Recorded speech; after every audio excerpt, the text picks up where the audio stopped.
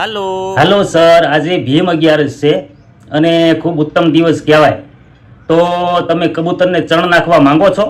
હું તો બાઇક નાખવા માંગુ છું.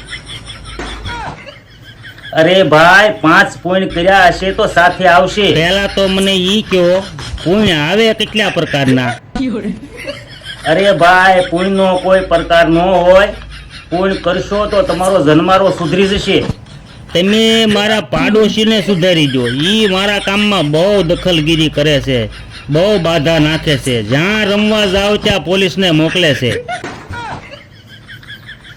તમને તમારા છોકરા કે તમારી ઘરવાળી જુગાર રમવાની ના નથી પાડતા?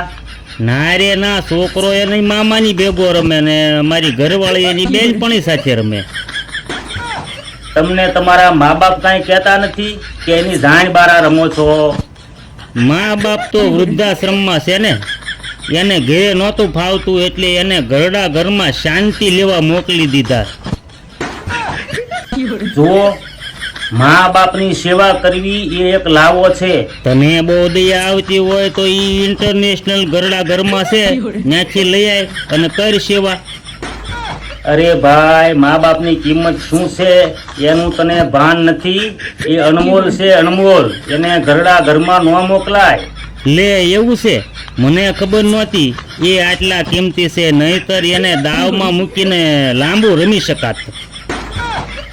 તારી ઘરવાળીએ પણ ના ન પાડી કે મા બાપને વૃદ્ધાશ્રમમાં નથી મોકલવા. એને લીધે તો વૃદ્ધાશ્રમમાં ગયા છે. એની જાતને આખો ગાણ દાજી ગયો છે. હા, તો તમે કબૂતરની ચણમાં કેટલા રૂપિયા લખાવો છો?